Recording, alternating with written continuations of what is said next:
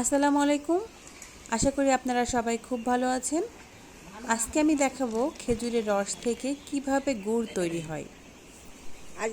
এগুলো কিন্তু খেজুরের রস। খেজুরের রসটা এটাকে জ্বালা বলে।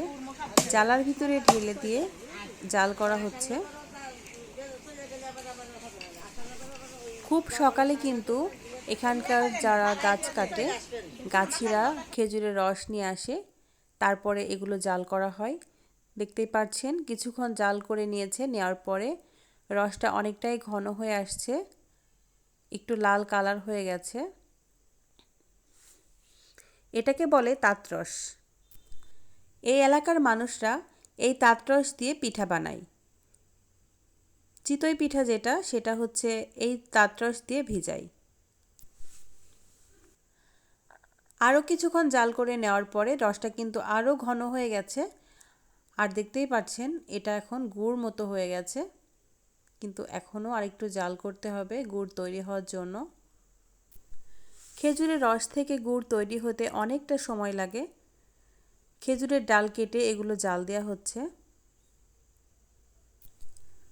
1 ভার রস থেকে 1 কেজি গুড় হয়। দেখতেই পাচ্ছেন কোনায় যে ফেনাগুলো জমেছে এগুলো ফেলে দিচ্ছে উঠিয়ে। এখানে মোট 8-9 কেজি মতো গুড় হবে। এ পর্যায়ে কিন্তু ঝোল গুড় হয়ে গেছে। অনেকেই যারা ঝোল গুড় খেতে পছন্দ করেন তারা কিন্তু এই সময়টাই নিতে পারেন। আমি আজকে একটু ঝোল গুড় নেব। আমার ঝোল গুড় খুব ভালো লাগে মুড়ি দিয়ে খেতে বা চিতই পিঠা দিয়ে খেতে খুবই ভালো লাগে ঝোল গুড়। এজন্য আমি আজকে একটু ঝোল গুড় নেব গরম গরম। দানা গুড় তৈরি করার জন্য কিন্তু আরও কিছুক্ষণ জাল করতে হবে।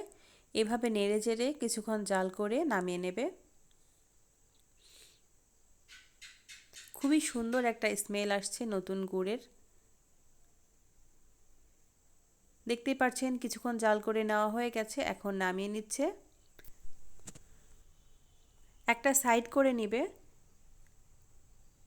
এরপরে কি যেন এটা বলে, বিষ মারতে হবে, তাহলে গুড়টা দানা হয়ে যাবে। এখনও কিন্তু ঝোল আছে গুড়টা। যখন একটা কাঠি দিয়ে বিষ মারবে তখন কিন্তু গুড়টা দানা হয়ে যাবে। এই যে এভাবেই কিন্তু প্রতিদিন এরা গুড় তৈরি করে। আমি আজকে গরম গরম দানা গুঁড়ো নেব।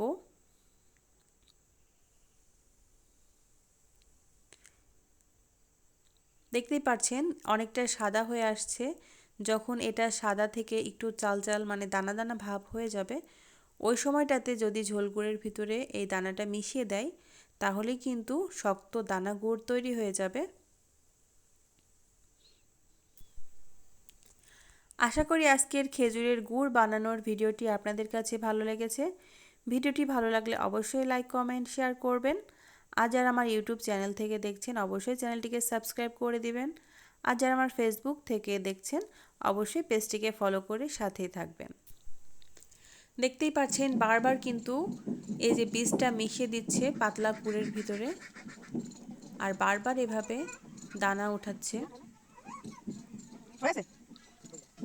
আসলে এগুলো যারা করে তারা বোঝে বা তারা ভালো জানে কিভাবে কি করতে হয়। আমি এগুলো কিছুই পারি না।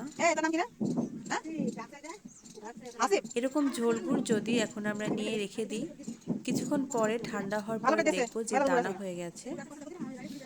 এখান থেকে আমি এখন গুড় নেব।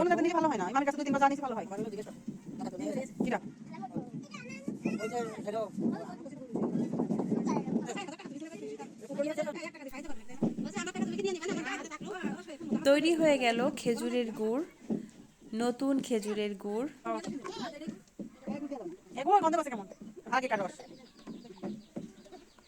সবাই ভালো থাকবেন। আজকের মতো এই পর্যন্তই বিদায় নিচ্ছি। আল্লাহ হাফেজ।